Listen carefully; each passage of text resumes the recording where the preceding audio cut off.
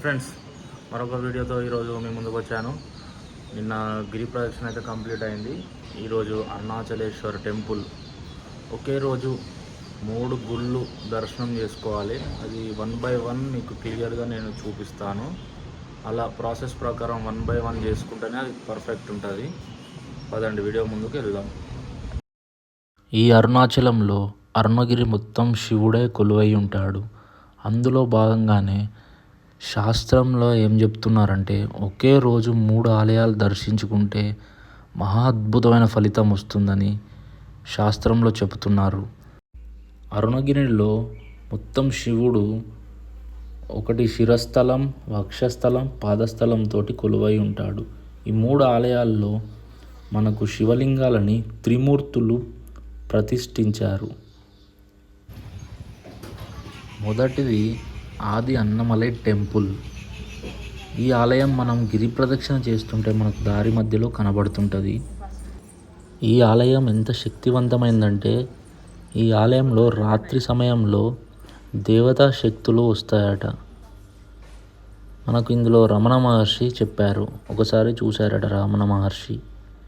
ఇదే ఆలయంలో ఒక పాయింట్లో మనం నడుస్తుంటే ప్రదక్షిణ చేసే సమయంలో గిరి మంచిగా ఒక గజముఖ దర్శనం ద్వారా మనకు దర్శనం చేస్తుంది.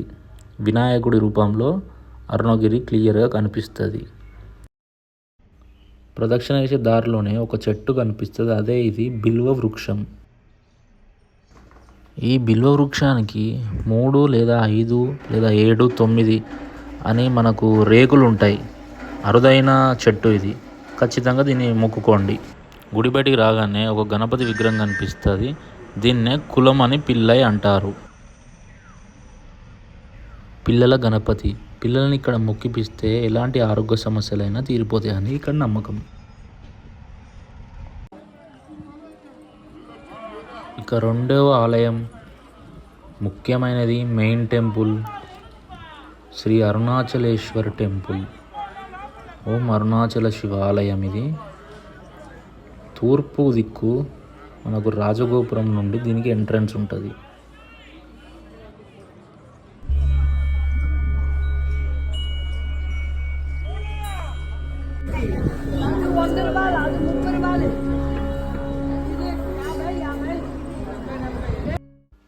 అరుణాచలేశ్వరి ఆలయంది ఒక మ్యాప్ ఇది.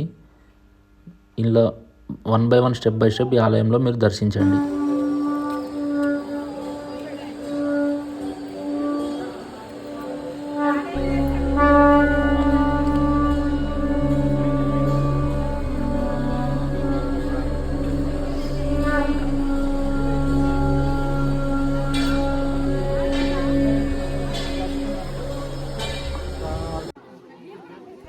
మనం అనుకుంటే అరుణాచలం రాలేము.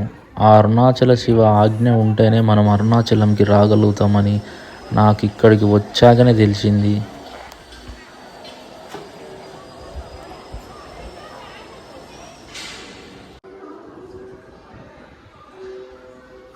ఈ ఆలయంలో మొత్తం 3 గోపురాలు ఉంటాయి.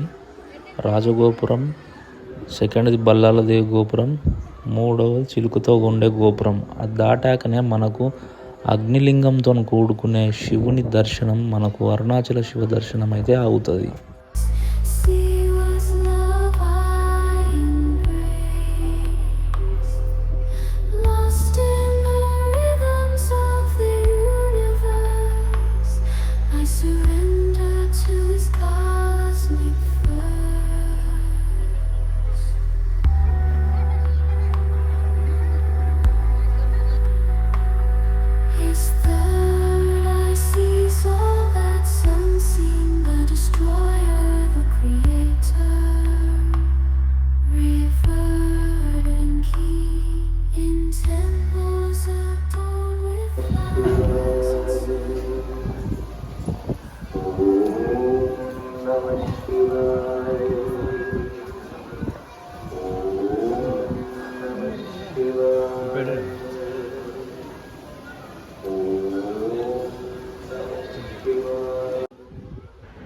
ఇక్కడ ఫ్రీ దర్శనం ఉంటుంది.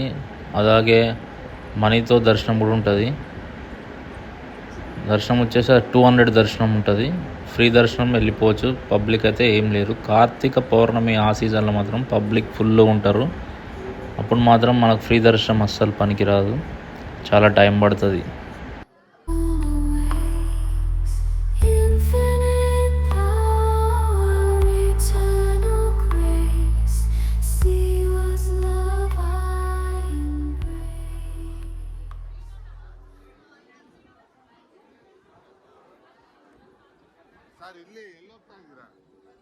ఇదే ఆలయంలో 3వ గోపురం దగ్గర మనం గుడి లోపలికి వెళ్తుంటే చిలుకతోటి గోపురం మీద ఉంటుంది.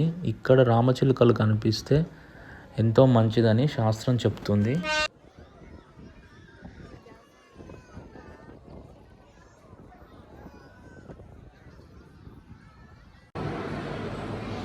బయట ఎంత చల్లగా ఉండని ఈ ఆలయం లోపలికి రాగానే విపరీతమైన వేడిగా ఉంటుంది. ఎందుకంటే ఇక్కడ ఉండే లింగం శివుడు అగ్నిలింగం కాబట్టి లోపల చాలా వేడిగా ఉంటుంది.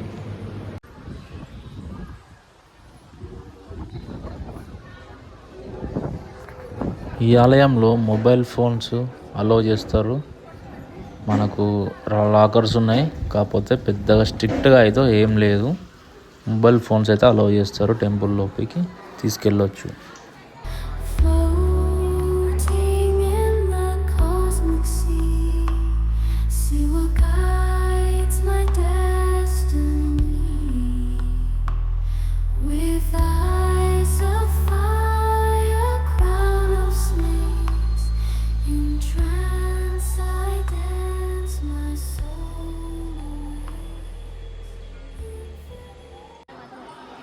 ఈ ఆలయం తర్వాతనే నెక్స్ట్ మనం 3వ ఆలయానికి వెళ్ళాలి. ఆ ఆలయం ఈ అరుణాచలేశ్వర్ గుడి నుండి 700 మీటర్స్ ఉంటుంది అంతే. ఆలయంకి నెక్స్ట్ మనం వెళ్దాం పదండి. మనం ఎవరైనా వేడుకోవాలంటే పాదాలను బట్టి వేడుకుంటాం. అలాగే మనకు 3వ ఆలయం వచ్చేసి అరుణగిరినాథర్ టెంపుల్. ఇదే మనకు పాదస్థలంలో ఉండే శివుని ఆలయం.